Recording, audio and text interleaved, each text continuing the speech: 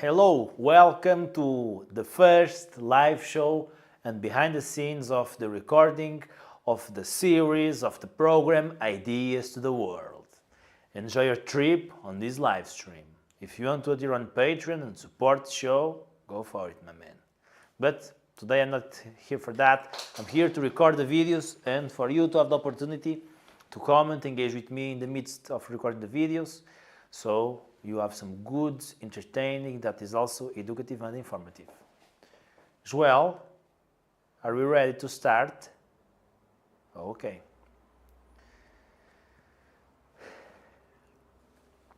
Welcome to one more episode of Ideas to the World. Enjoy your trip. I am a student of psychology. I have my bachelor's degree and I'm going to pursue my master's degree in psychology here in Portugal. And today I wanted to talk to you about the shadow concept from Carl Gustav Jung, a Swiss psychologist that was born around 150 years ago and changed psychology forever. He introduced concepts like introversion and extroversion to the mainstream public. Without him, maybe introversion and extroversion were perceived differently. We don't know. I don't know, at least. So, what is shadow, this beautiful concept from Carl Gustav Jung? Shadow is a complex construct, but I will look forward to inform you in the best possible way I can. We can look at shadow as a repressed content from our consciousness. So it's content that it is suppressed. But even though it is suppressed, we can talk with our shadow when we learn to recognize our shadow. And the shadow, in a simple way of recognizing it, it is something that we will not tell in public, in social situations, because we will suppress it. So that's shadow in some sense, because lots of times people say things that they would not say in public if they were more conscious and aware of his behavior. I will give you an example. Things and thoughts of, you got them bastard, that goddamn guy only wants to do that because of that, he wants to betray me, he wants to steal my money. These biological impulses of self-defense that we suppress and we do not show socially most of the times can be considered in some sense shadow, because we suppress it and we do not show that persona publicly. Okay? So we want to illuminate our shadow, because when we illuminate our shadow, we are putting consciousness on those types of thoughts. So who the hell, if we want to put some light, can be human, because Carl Gustav Jung theory is very humanistic in my perception. Who will have those thoughts? Nobody, right? Usually when we are talking in public and we want to make a good figure, good impression, and make something positive out of the interactions, we tend to act out and say things differently, right? For example, somebody that for some person can look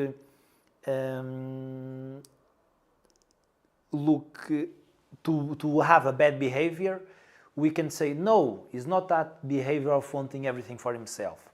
He is just ambitious. He has ambition. Also, this is a concept that I also share a lot, which is to illuminate the other's shadow is to illuminate the own self shadow. Because we do not see what the other person is. We see our representations of what the other person is. In fact, by illuminating the other person's shadow, we also influence their behavior in some sense. For example, a child, a teenager, or a grown-up young adult, if we replace the categorization of saying he wants everything for himself, he's envious, something like that, to he's ambitious, he wants things, lots of things, he's ambitious.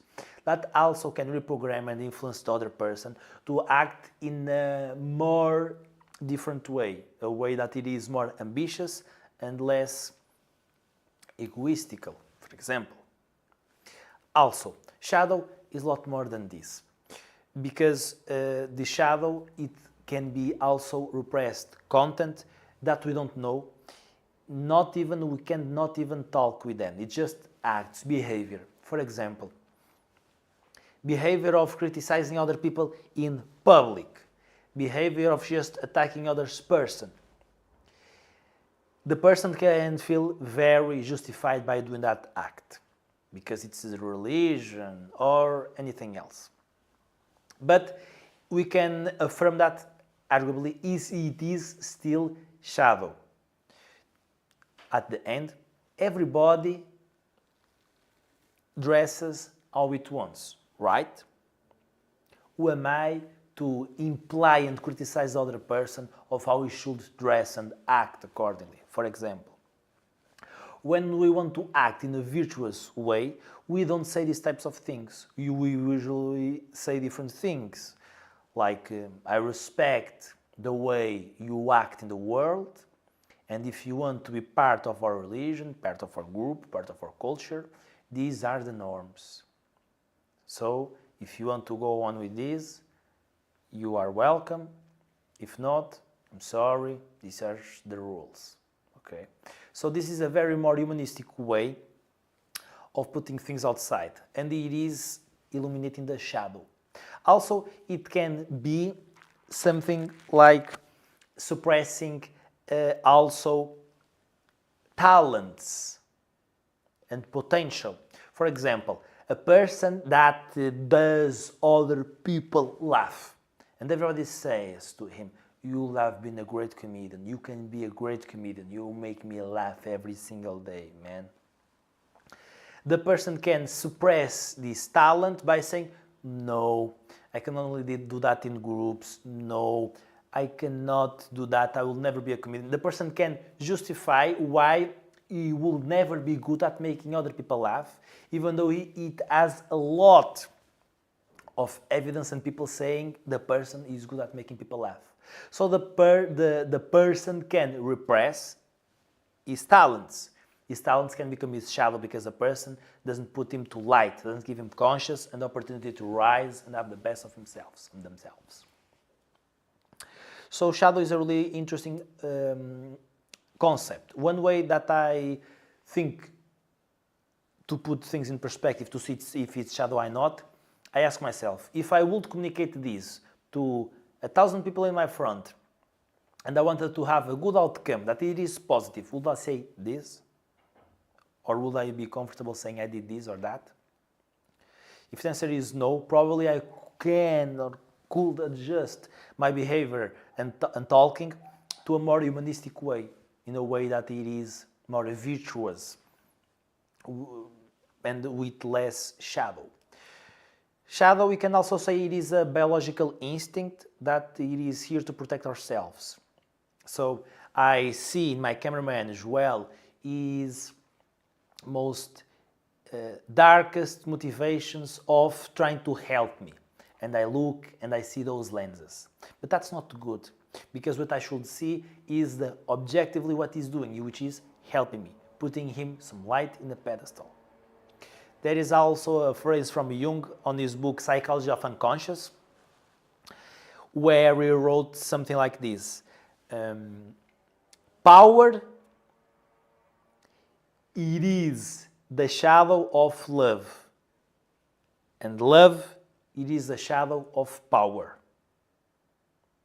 And it is beautiful, right? Because when we love, in some more implicit or less implicit way of seeing it, we have power. We have influence. For example, if I want to give something to some person that is invited to my house, I have some influence over them. I can suggest them and tell them where to sit. I can give them some food, and normally people accept food when we are receiving the guests on our house. We can influence the people however we want. That's also power, right?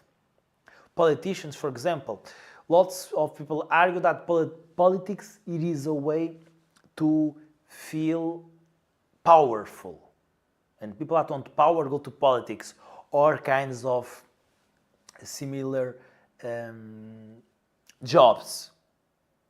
But what it is a good politic? A good politic, it is someone that embraces his darkness with a sense of passion, meaning he turns the universal will of power or to power in a sense of mission. So it is just not to feel the power in itself, but it is the mission that it has. I have a mission for my country, I have a vision, and I want to apply it for a better, united country. That is a very good way of putting some light in the shadow, right? And what it is in the shadow, on those biological instincts. We can say that behind of that in the shadow, it is also the influence, the access to resources, and everything that we can relate to power. Even with our loved ones, right? If I compliment Joel, if I give something in Joel, there is always that sense of being reciprocate, and there also the sense of some kind of entitlement, meaning I gave him X. So socially, I gain status for that. And there is those types of forces that people say, oh, he gave me X, Y, Z, so I will do that, or I won't do that, whatever it means. Or the opposite, I can't believe he did that to me, I did him X. Right? We feel that we have some kind of influence over people or some force that it is acting and helping us when we do those types of things. So love is the shadow of power, and power is the shadow of love. Beautiful phrase. Love it. You can even see it when we are taking care of a child, right? We have lots of influence over the child. We will impact their lives forever with how we treat the persons. But we don't feel that power in a more primitive sense, right? We feel this sense of mission, fulfillment, responsibility, meaning, and we are embracing this need of power that we can argue that we have biologically, right? But it is in a good sense, it is enlightened, it is incorporated. And we want to do that. Every single universal impulse that we have, we want to incorporate it in our lives with consciousness, with enlightenment. Integrate it in a healthy and helpful way. Example, the person, it doesn't get angry and screams at other. It won't give him good reputation. It won't help him create a good relationship with the other person. But turning that into assertiveness brings more respect to the person and also helps to bring a better relationship of both. Now maybe the person, it was assertive and the other person will also be assertive. So they both will unite and unify themselves on what they want from each other, and they will be more open to do that. Because one started this notion of being assertive and the other person feel more prone to demand what it wants from the relationship. I think this is a good introduction to shadow. Tell me what you think in the comments. Any doubt, I can make a subsequent video to help you. Subscribe if you want, and you can help us to support and maintain this type of creation of content by a digital Patreon, or not. Just the like, it's good for me. Thank you. Put in the comments something. And yeah, if you want to have a personal development coach, I'm here to help you. Thank you. Big hug from Portugal. Bye-bye. Good luck. Good luck.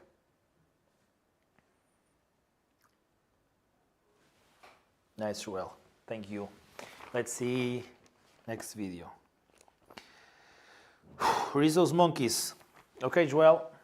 How much time I have? Not sure if I will be handled this in time. Sunset. Oh, I have 1 hour then, right? Oh, more than enough time. More than enough time, Joel. Very good. Very good. Any comments so far that they are worth noticing it? Okay, silence and peaceful. I like it. People like to pay attention. That's nice. Okay. Hello and welcome to one more episode of Ideas to the World. Enjoy your trip. Today I want to talk about one of the most impactful things that impact you today and will impact you for your entire life, even if you don't notice it or know it. You will do in consciousness this video about that. What a beautiful era we live in, right? So this is the types of attachment which I will be talking in a moment. Before that, I will talk about useful information to build up to this. And attachment, it is how we get attached to people on your relationships, meaning we can have a secure attached type, okay, so we can feel secure about other person and we can trust that they will not leave us. We can trust the other person that won't tell our secrets. We trust the other person that they love us and they don't secretly hope or are making some kind of conquer to leave us. We just feel secure around them, right? But this is a type of attachment. There is more, the insecure type. There are three more. Only one is secure, but three are the insecure ones. And they impact your whole life. But for now, let me tell you that no matter which type of attachment you got in your early life, you can change that type of attachment to secure if you are in the insecure types. And from secure, you can also go to insecure, which is not very helpful. But with psychotherapy, you can always go back to secure one, okay? And by the way, I have a bachelor's degree in psychology from Portugal, and I'm pursuing a career to become a psychologist. So let's start from the beginning. There is this vinculation. Stop. I need. Quero ver a tradução correta. Eu não sei se a tradução é igual. Eu já sei, é attachment. Sorry. So we form an attachment with our mothers when we are born in the first year of our life.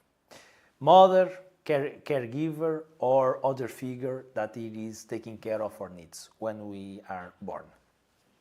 In the first 6 months, it is mostly indiscriminated, but from 2 to 6, 7, we tend to know more or less which is the main figure or people that are would go to us. So this relationship, it should be reciprocal, meaning the caregiver should take the needs of the child in consideration, so giving him the food, the milk, love, which is very important, love, because makes the child feel secure, and whatever it needs, the mother will give it to him. And also the mother feels pleasure from this relationship. For example, the mother is making eye contact with the son is making eye contact with the mother, and they release hormones that make both feel good. And this is beautiful, right? Because this is the ideal situation. Consistent care of the child, so that will give a good attachment. But, in fact, and this theory was presented by Bowlby. I want to give the credits to the psychological development psychologist that contributed a lot. Bowlby, John Bowlby. And then Mary Ainsworth contributed a lot and bring the theory of attachment. She was looking different types of behavior in hospitals, orphans, etc. with childs. So they were seeing some childs were secure, happy, well fed, etc. And the other childs, they were showing a different type of behavior, more insecure, crying, different. Okay, and she noticed this pattern of having parents versus not having parents, okay, resilience or traumatic experiences early in life. We can argue, putting it like that. So she did an experiment that it is very well known and cited even today, that it was replicated all over the world virtually, so it is considered almost universal. In science, it's different to consider something like universal. So it is almost universally, practically universal. Okay. So this is a situation that got very popular, known by the paradigm of the strange figure task. So is a place where the child from 8 months to 11 months, 2 years, it is in a place where the child can explore the environment, so she has toys, she has things to do, a good place for a child to be and have some fun. And then enters the mother, and there is different types of variations of this study, and then the unknown figure, okay, the task of an unknown figure. It is unknown to the child, comparing to the mother or the caregiver, that it is the attached figure of the child. And they measure up and see the different types of variations of the child when the mother went out of the situation to see the reaction of the child, as also when the child came back and when the strange figure also went away and mother went away, and also mother-child without the strange figure too. And by the different types of responses from the child, they got these 3, later 4, from Main and Solomon, types of attachment. Okay, so all the childish attachment to the mother based on this behavior with this environment that it is stimulant to the child to explore and play with the environment. So, number 1, it is a secure, right? So, the child looks to the mother for a confirmation for it to say it is okay, it is safe for you to explore the environment. It can be a smile, a movement of encouragement. Yeah, you can explore, go for it. So the child feels safe to explore the environment on their own because the mother said that it is so. So the child trusts in the mother. This is what we want. Okay. The child, when the mother goes out, can protest. So it can cry and have behaviors according to that, because it is a way of saying, hey mom, come back. And the child wants the mother to ideally do that. So when the child feels insecure, threatened, in a strange situation, the child wants to have a behavior that activates the vinculation or attachment to the mother. So the mother, it is reciprocate that behavior, right? In a secure attached, okay? Because that's the mother role. It is to say to the child, the world is safe, or come here that I will protect you. You can come to me when you want because I will protect you. You are safe with me, by being consistent on this care, okay? So we also see the reaction of the child when the mothers come back, and in the safe, the mothers come back, and the child reacts positively because it's his mother. Okay, now I'm right. My mom is here, and I can trust in my mommy. That's nice. This is the attached one. So it is the normal model of expectations, right? The person can trust in the other person, and the other person can trust in this person, because this develops, becomes more complex, but the theory is this.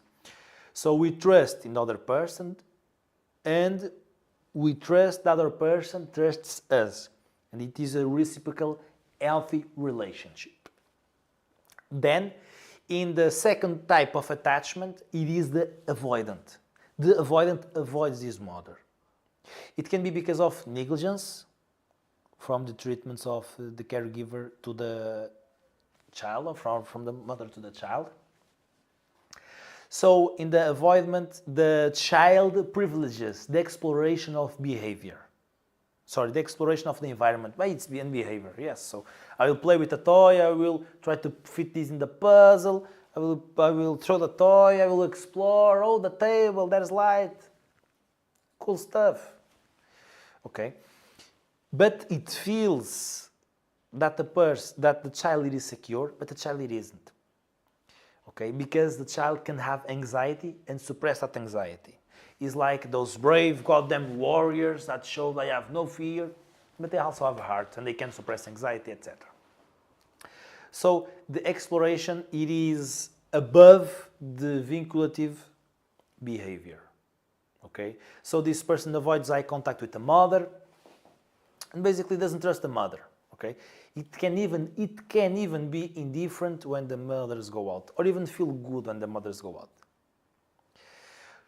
So in adult, this gives to emotional detachment, okay, and being very not open about my emotions, not trusting a lot the other person, being very objectively and rational, and I don't connect emotionally with other person so easily, more hard for the person to do that. Third one, ambivalent. The ambivalent / resistant, it is the one that it is ambivalent, meaning he wants to explore the environment, but at the same time he wants to have constant confirmations of the mother that he can explore the environment. So the main behavior that is prevalent here, it is the vinculation behavior of wanting to have an acceptance of the mother that it can go. But because the child got inconsistent behavior, meaning sometimes mom was there, other times it wasn't, maybe the time it was like taking care of the child, half taking care, half doing other stuffs like work, and she was balancing the baby's bed one place to another, so he could stop the crying, but it wasn't making eye contact and saying, hey, everything is okay. He's like half in, half out. Inconsistent type of behavior. Okay, so the child doesn't know well what to expect from the mother. In these cases, then the baby looks constantly for approval of the mother if it is safe, and it can't explore very well during long periods of time the environment because he's always looking for confirmations of the mother because the treatment of the mother to him was inconsistent. Okay, she said yes, but can I again now? Okay, I can. Can I? Can I? Really? Mom, can I? Yes, you can. Go for it. Okay, but can I really? So he has this hesitance on what he's doing in exploring the world. And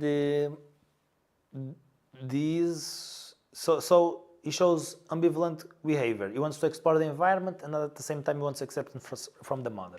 When the mother goes out, well, he can have both behaviors really. He can also cry. That's probably one of the most common, like wanting the mom back. But also some relief, and the same when the mom comes back, can have some relief, happiness, or no, some resistance, because these types of child can also show fear, have fear from his mom, so they can have a little bit of fear too. And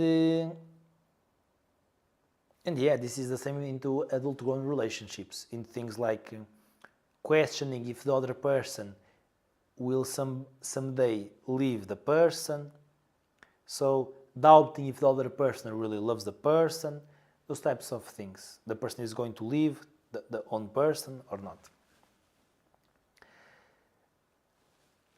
And later on, from Maine and Solomon, they discovered the fourth one, disorganized.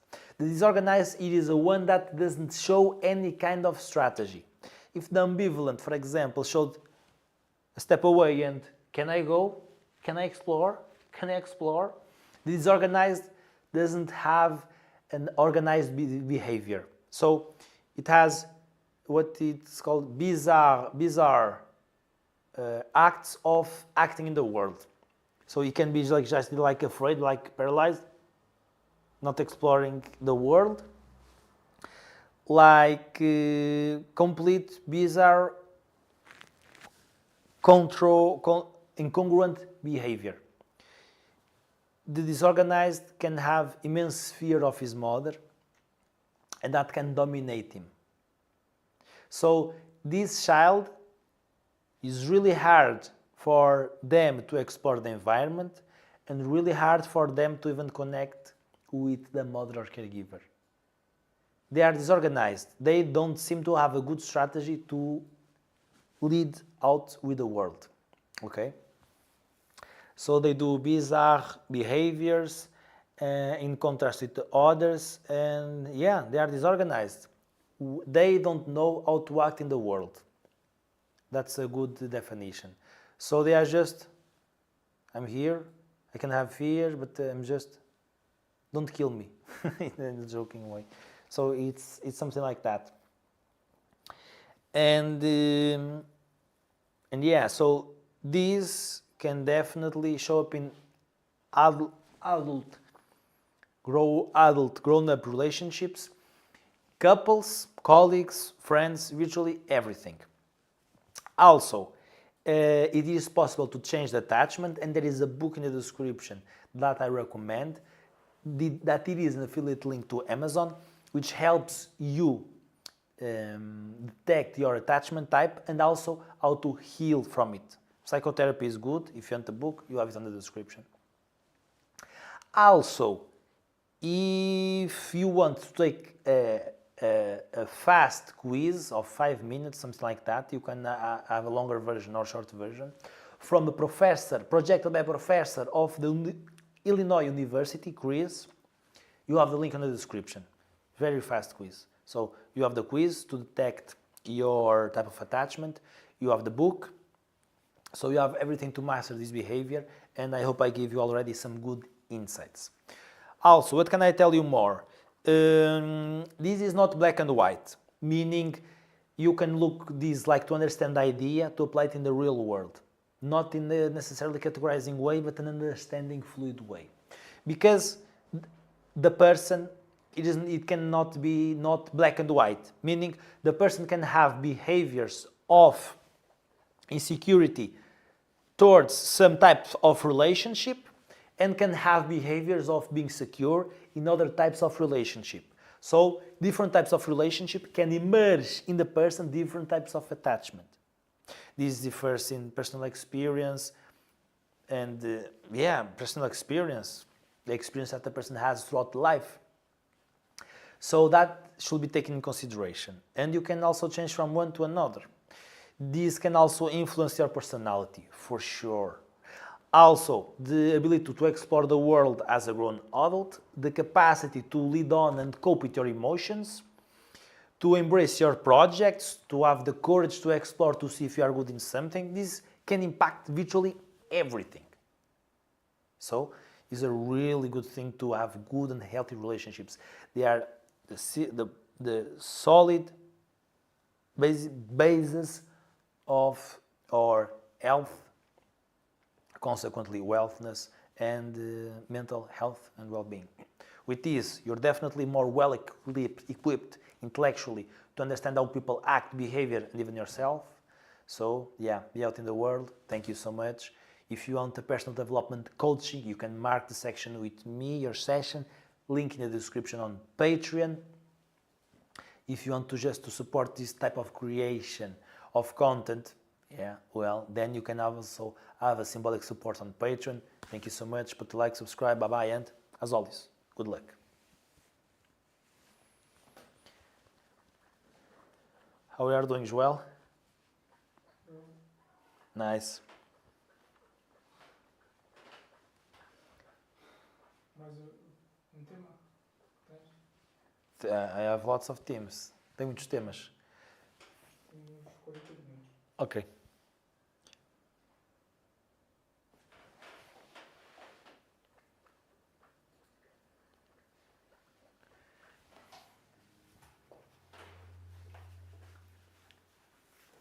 Eu vou só ver lá.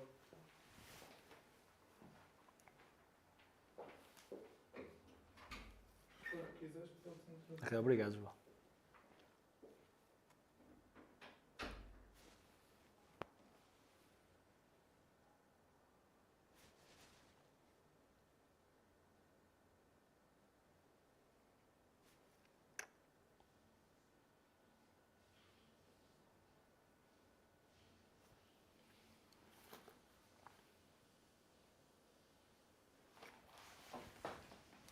So let's go to the next video. Hello and welcome to one more episode of Ideas to the World. Enjoy your trip. Today I want to talk about panic attack. Panic attack can have 13 symptoms, and even less than 4, it is considered a panic attack with limited symptoms. And you will have the list here of those 13 symptoms, but I can tell you some ones from my head. So panic attack, the person feels, and this is good because detecting the symptoms of a panic attack makes you feel empowered because you know you are having a panic attack and you can understand and feel okay because the panic attacks won't kill you. So understanding that the person it is having a panic attack, it helps them to calm down because understanding that the person won't die, that the person is not having anything abnormal, it helps them to be okay. In fact, that it is part of the cognitive behavioral therapy that helps these types of persons that have panic attacks, and virtually everybody can have a panic attack because they can even happen without any virtually known stimulus outside the world, just happened outside nowhere, even if the person is fine. Okay, this is helpful because the sensations and body sensations that the person feels from having a panic attack, those are mainly what boosts and drives the panic attack. Because the person it is feel trembling, it is feel short breathing and fast breathing, it is feeling the heart pumping, the heart racing, it is shaking, it is dizzy, the vision it is different, it is tunnel vision or third vision. So with this, the person not knowing what is happening, it can increase even more these symptoms. Imagine what it is, the person having these symptoms on the body and not knowing what is happening. The person it is thinking, my God, I have some big problem having AVC attack, or a heart attack. That's the right way to say it. A heart attack, I'm having something really, really bad. Oh my God, oh my God, oh my God. It increases even more the fear. So part of what we do in psychotherapy, or I will do because I'm becoming a psychologist, it is for the person to understand that it is okay, the person won't die, to recognize and know the symptoms of a panic attack. So when they are happening, the person knows everything is fine, just having a panic attack. And that can be enough to cut down the panic attack, okay? And it is treatable. Panic attack, it is treatable, you will be fine with panic attacks, okay? With psychotherapy, also pharmacological treatments, both together can work very efficiently. That's what the literature says, from what I've seen from the literature. So that also can be a good strategy with your psychiatrist. Maybe you can recommend that. Or in Portugal, I had a colleague that he was taking pharmacologically treatment, and he got, let's say, an approval. Yeah, that seems fine to me from the psychologist, because here in Portugal, and I guess in the United States too, psychologists cannot prescribe medication, drugs. So, more things. Also, the panic attack can be started from an outside stimulus. So, it is both ways. There is nothing virtually that can start the panic attack, but there is also outside stimulus that can start the panic attack. People, contexts, virtually everything can start a panic attack. There is no limits to what the imagination or the psychology implications of this, as far as I know. So, with this in mind, the person can also, of course, knowing the stimulus, avoid the stimulus. Or, more efficiently, and this is probably what the person wants to do, face the stimulus in a controlled way, in a conscious manner, so it loses the fear. Actually, this can be an explosion that the person can be doing. Bodily sensations explosion in vitro or something like that. So the person in clinical settings, or the psychologist, can induce or help the person induce some body sensations like the heart pounding, the short breathing, similar to the panic attack that the person feels and has. So it exposes to those feelings. So the cognitions and interpretations of that type of situation, they dissipate. Meaning, short breathing, heart pounding. My God, what the hell is happening to me? That it is also automatic. The person could not control until then. Now he's learning to take care of control. The person can now then be exposed to these stimulus, body sensations, and be normalized with that. So when the real body sensations appear from the panic attack, or what could be one, they are now stopped. They are now breaking down because the person already felt those induced clinically sensations and it was normalized to that. So they don't have a huge overloading cognitions that are overwhelming them related to panic, to anxiety and fear that cause the panic attack. Also the panic attack, it starts suddenly and is an abrupt sense of fear. For example, where the person feels outside of control. So it's an abrupt sense suddenly of fear or the intensity of these symptoms that reached a peak after some minutes. And then eventually they will fade out. The person can feel dizziness, the person can can have some imbalances on his foot. The person can feel that he's going to be in coma. Actually, the person can become unconscious during the panic attack. Also, numbing, like kind of feeling my fingers numbing, for example. Short breathing, as I said, and fast breathing. Sensation of getting outside, not getting enough air, or being suffocated. Sensation of chest pain, abdominal pain, sweat, shaking, sensation of head empty head, vision turbed, and yeah, you have all the list here to understand if you are having a panic attack. This is good, so you can understand, know what you're going through, and proceed with life, because now you can influence more. And finally, techniques, how to deal with this in practice when I'm dealing and having one, besides knowing that I'm having a heart attack. You can focus on objects, so I'm focusing on this tripod, I'm focusing on this light, I'm seeing a light, so you can decide to look at objects, or feelings that you are experiencing, like I am feeling my butt in this chair, I am feeling my arms on this arm support. You can also feel the sensations, body sensations, like I told you, if you think you can lead with them, meaning I feel and I know I am good, because that is also part of the treatment. And if you can feel that, not like, no, I'm not having a panic attack, that can cause you to be suffering even more. So you can engage with the emotions and I'm okay, and you can breathe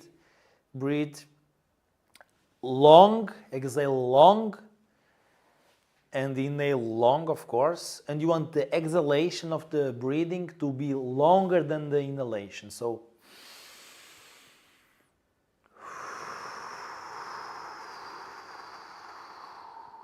being longer the exhale than the inhale.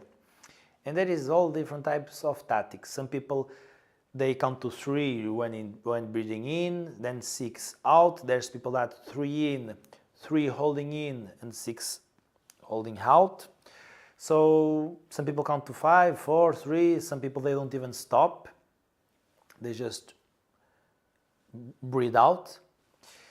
But the trick is that long breathing and deep breathing, longer exhaling than inhaling. Also, you can do the grinding technique. I'm feeling this, I'm seeing that, I'm hearing the dogs, I'm hearing the animals, I'm smelling something. And if you can taste, I'm tasting something that I ate in the lunch. Those are grinding techniques, okay? So yeah, that's all for today, man. I hope you are now prepared for when you are having attack. If you get one, you can stop it or recognize that it's okay. It happens to a whole bunch of people, if not most people, even if they don't know it. So yeah, if you want to work with me as your personal development coach, you can either on Patreon, or if you want a mental health psychologist, you can contact me. I can send you a list of a good one so you can have your treatment with the psychologist. If it is personal development stuff, you can work with me. Either on Patreon support, if you want to continue to watch this type of content. Thank you so much. As always, bye-bye. Thank you. Is done, Joel. Está feito. Uns 25 minutos ainda. Okay, that's nice. 25 minutes, says Joel. It's good.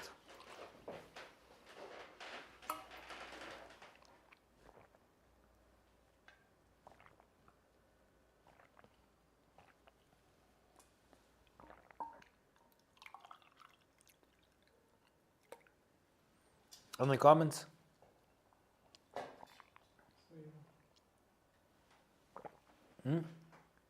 Okay. People are paying attention.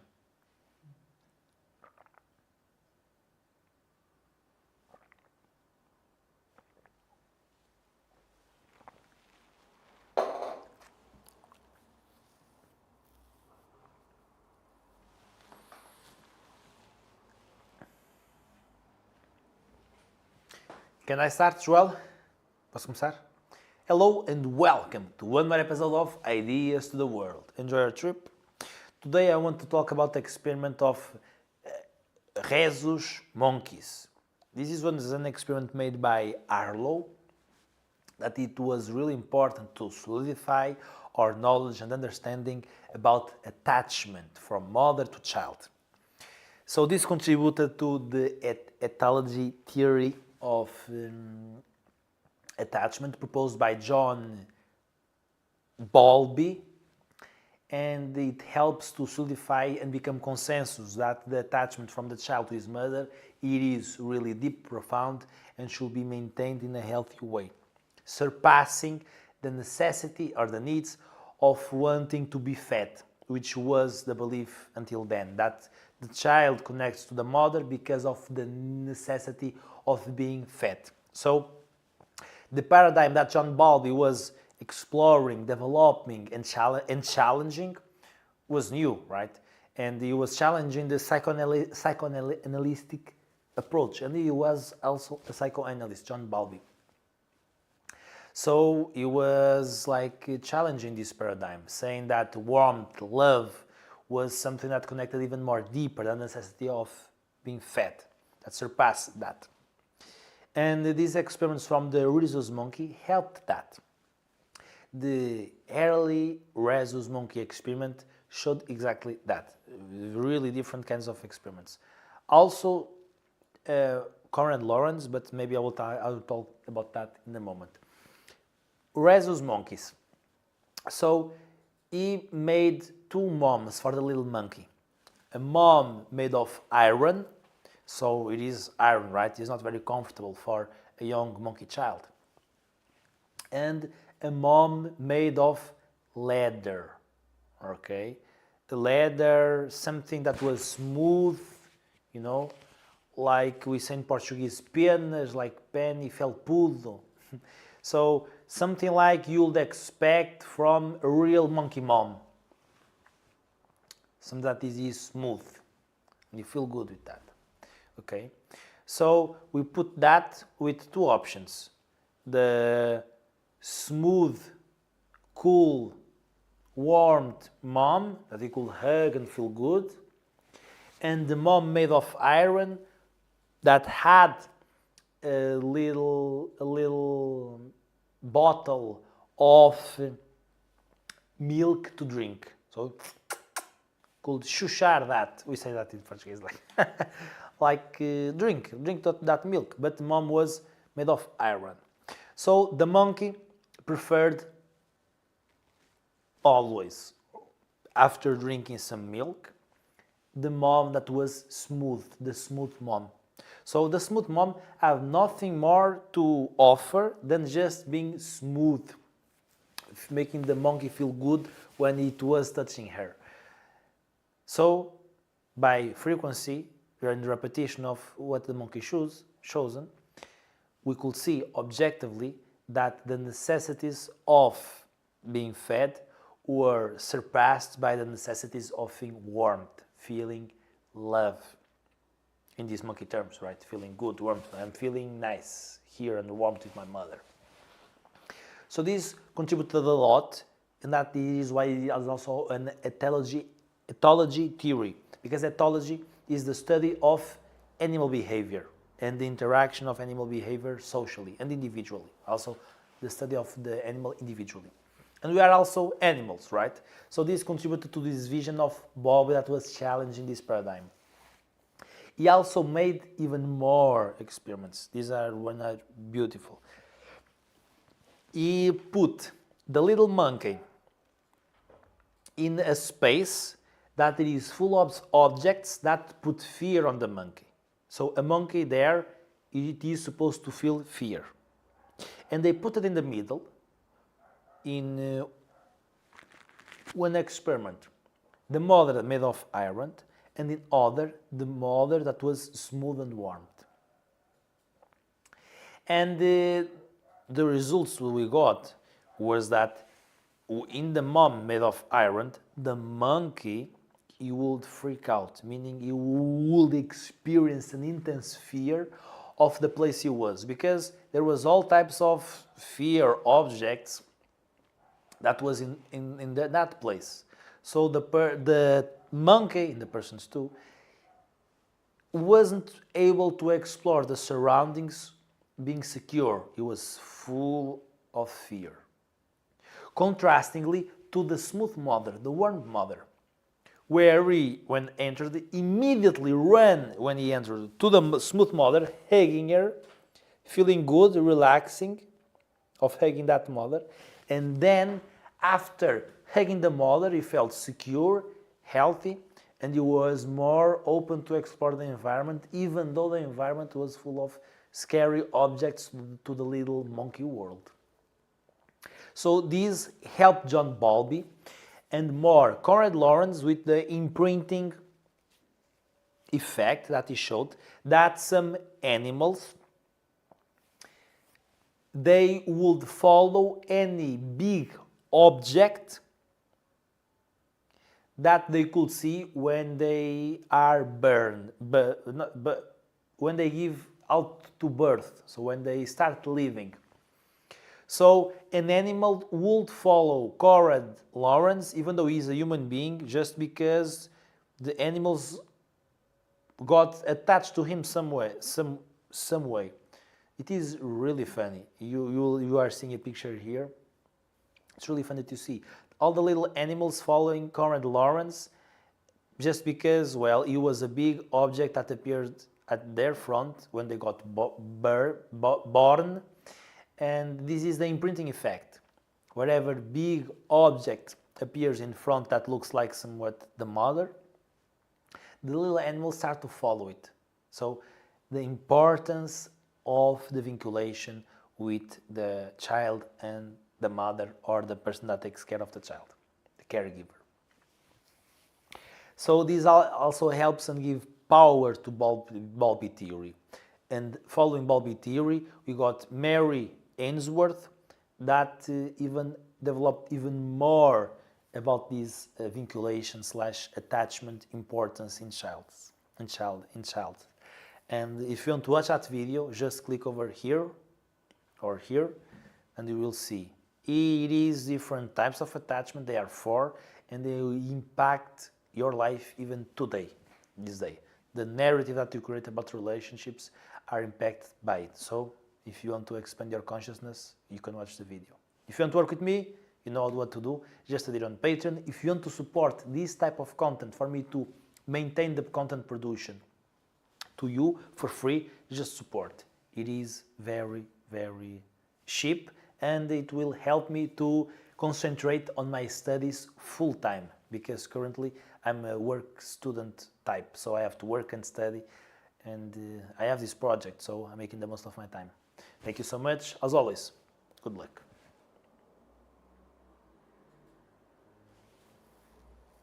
This goes well? Ok. Mais 15 minutos. Okay, that's nice from Mais um, né? I like.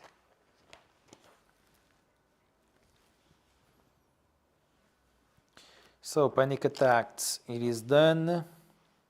Types of attachment done. Monkey resus done. Vinculation done. That it is attachment.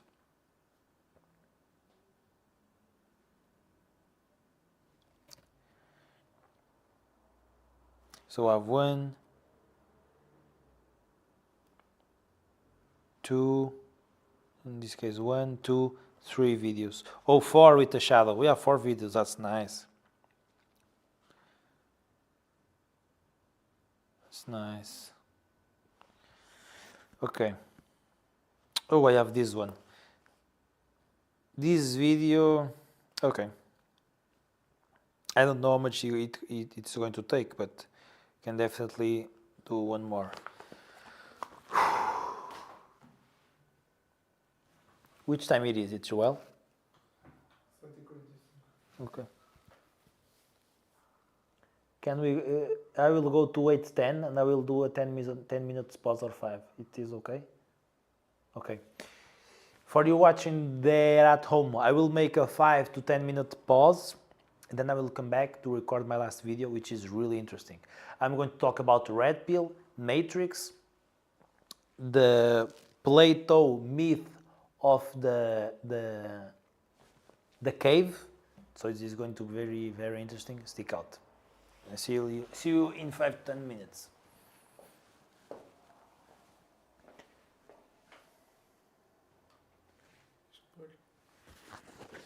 Não, mete só tipo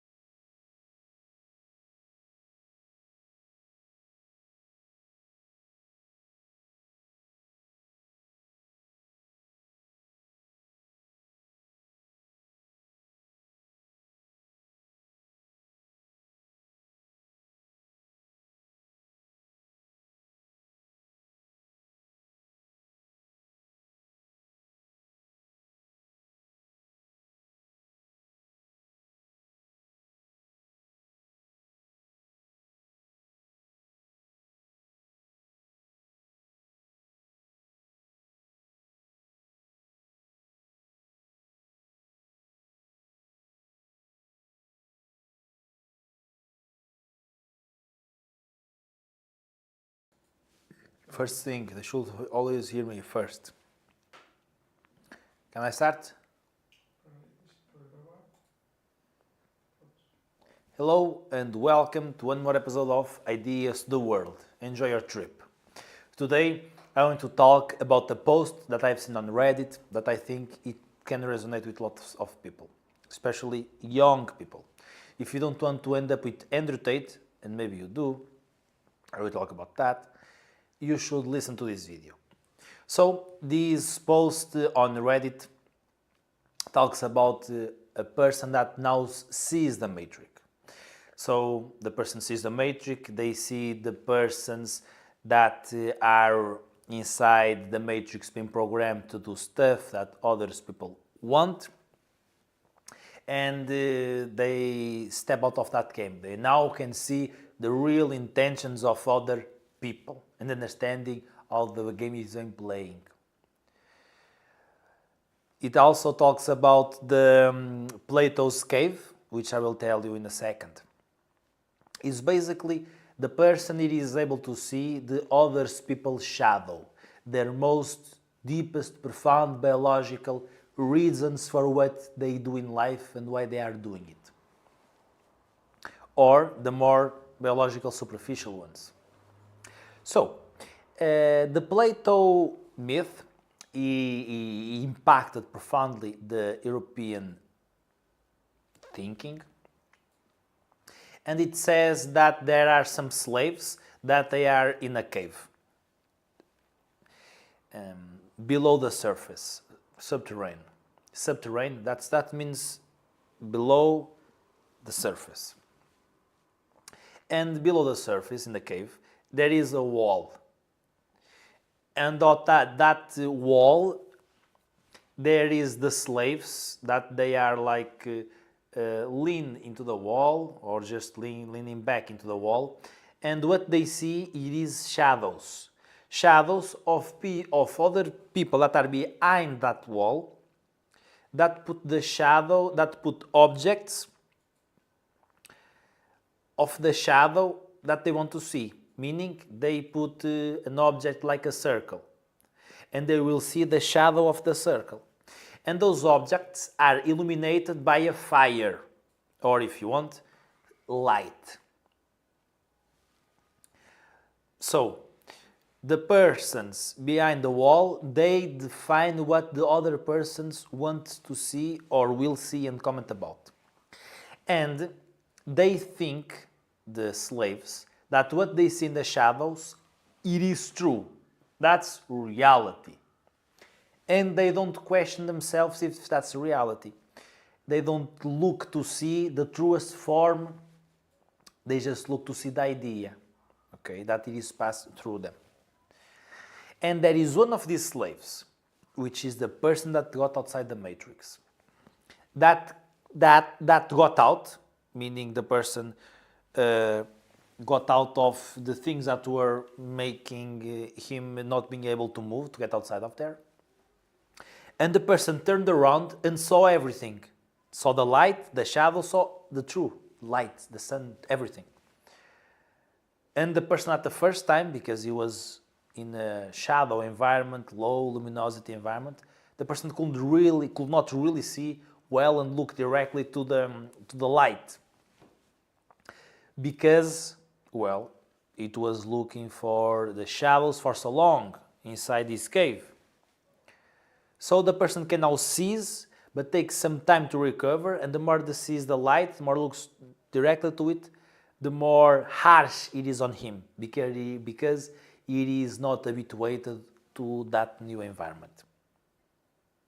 And after seeing that environment, that, my God, I was just seeing shadows, this is the truth. The truth, it is the light. I am free. I can go outside and do my own thing and see the sun, another new type of light than this type of light that they were throwing at me. That was just making shadows and making me following shadows. So this is a person that got outside the matrix, right? It can feel overwhelming. And if this person, it starts to talk to his friends that are slaves or were slaves, They don't believe. They even want to kill him because they think they are crazy, and they think they want him to go with them, and they are crazy, and he is crazy, because that's the real world, right? And it is painful. They don't want to go because it is painful to them to look the light. It was to him, but he started getting habituated. So this is the story, meaning that the persons were just in shadows because other people want them to look just at shadows. And now you can see the light and who was producing the shadows that was being projected. This is an analogy that we can use to look to see outside the matrix. So now you see why the boss says we are a family in this company. And you see all the biological reasons of why he wants the persons there to be like a family. Because of the emotional attachment, so he can have more influences of his employees. He can make his employees happy, so they will continue to work with them. They won't start their own company, and they feel good, so they become part of the group, really part of the family. So he can maintain his business and profits, and they will help him. This is not something that it is necessarily bad. Not being able to see this, it is what questionably, this is what is bad, really, or arguably can be bad. Not maintaining the relationship with the boss, but not knowing it. That's what you should wake up for. So, after this guy on Reddit continues to say that he don't know how to cope with this. It feels so overwhelming. Now I see everything. How can I cope with this? This video will help to answer you this. You can also look after the concept of shadow of Carl Jung, and this will help you. To cope with this, you have to be the light that once throws the shadow at you. Meaning, and it is also a Carl Jung concept, you illuminate the shadow. For example, illuminating the shadow, it is not seeing those biological reasons of why things are the way they are, but it is, yes, enlightening them.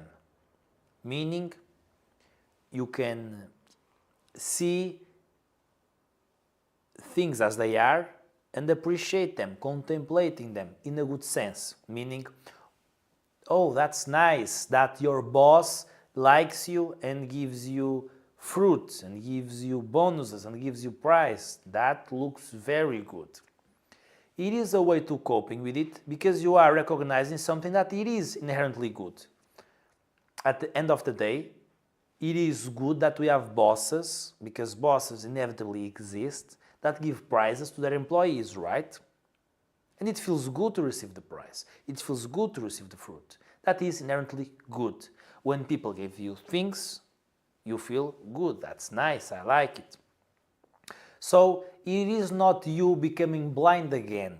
It is you appreciating reality and the world of sensation and emotion. And don't be afraid of losing that soul-looking gaze looking at the world. Because after you've seen it, you won't lose it. There are times that will be more dark than others, more confused than others, but your mind is already expanded. Like the phrase that people attribute to Einstein, an expanded mind never go back to its original form. So this is the way to look at it. Because it will help connect you with the person, with the world around you, and will put you in a beneficial position, because now you can be the light and project what you want. And again, the world always have bosses and employees. And both friends, in relationships, colleagues, they both have to have benefits with each other. And more clear those benefits are, the greater it is. I want a friend that gives me gifts. Okay, I like to give gifts. Those are some people that can put those interests externally, communicate, and have a healthy relationship.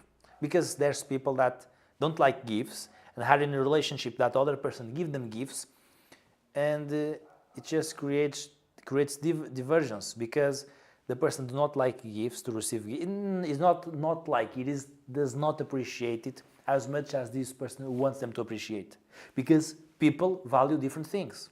Some people value attention, others more gifts, experiences. Everybody has their own thought and think. So this is a beautiful state to create your own reality and source of light, meaning being the source of light to other people and create your business or your niche, or connect to more lightning souls that they can read you and your biological reasons for what you do, and you can read them, so you can reciprocate and be good with each other. This means like finding a boss that acts like this, or an environment where you feel read and matched equally. So how to cope with this is just really appreciating what it is objectively, universal, truly. Okay, that's so good that your boss treats you like that. It is so nice that people can find the support in this type of religion, because it is true. Because a slave, if you take out the slave and show him the reality, it can even become blind. It can kill you, and make you suffer from that. So yeah, you can look on that perspective. So how to cope with that? It is enlightening the others people path, and it can be controversial, meaning it doesn't seem very lightful, saying that it is so nice that your boss treats you, taking into consideration where you are. But it is, because it is really what's happening. So you are telling the truth, and you are being humble, because you don't know what if you are seeing really is just an illusion. How the hell can you just believe on what you feel and know and think it is true or universal? You don't know. In the end, the boss is acting accordingly to what he said. He treats his employees like a family. That's nice for people, because we want people to feel good, right? Not to get blind. So what Andrew Tate does, an hypothesis. So if Andrew Tate is watching this, it's just an example. Don't take it personal, like I know you won't. One of the risks in being on this state is that you feel pleasure, a more egocentric pleasure with that, and you feel superior to that, and you act according to that. So you exploit a little bit others that are not so much awakened as you are. You take pleasure from that. You laugh at them. Those behaviors look similar to you? Okay. So that's exactly what you do not want to do, because it is not such a meaningful life comparing to looking for other soul that can see your soul, and both can progress equally and meaningfully. Comparing to a relationship that it is more transactional, reciprocal, in a soul landscape. So that is why you do not want to fall to these patterns of behavior that we see on the internet, of having pleasure on that, a kind of sadic pleasure on that, and telling that to people. It puts like their superiorness up and others down, and it's not humbling. You don't know if you are really true. You just can feel the soulness level and act what you think it is true, and it won't help you find equal soulful levels to reciprocate and transcend other types of transactional relationships that are more centered in the person, both building something beautifully, in my perspective. So yeah, that's that, right? And you can do that with the entire society, meaning not having pleasure on that dispersity or or feeling of pleasure of know what the hell is happening. But you can look objectively and try to help people objectively, recognizing what's good, seeing the shadows, and looking to enlighten the most people as you can in a more humble, objectively way with reason. I think it's a good video. Tell me what you think in the comments. Thank you so much. References are in the description. Thank you. Bye bye. And always, good luck.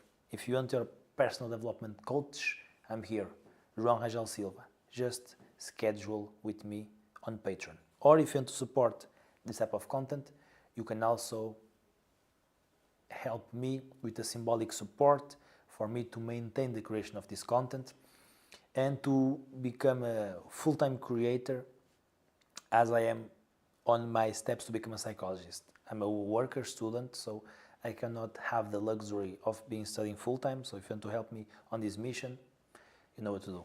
Thank you again, as always. Good luck. Thank you for the live show, people. I hope you liked the live stream. You can put a like on YouTube even if you are watching this later. You can see the full edited videos soon on the channel, maybe right now as you that it is watching this later. Remember to subscribe. And yeah, have we got any comments so far, Joel? Okay, no comments, so we are going to end. Thank you, as always. Good luck.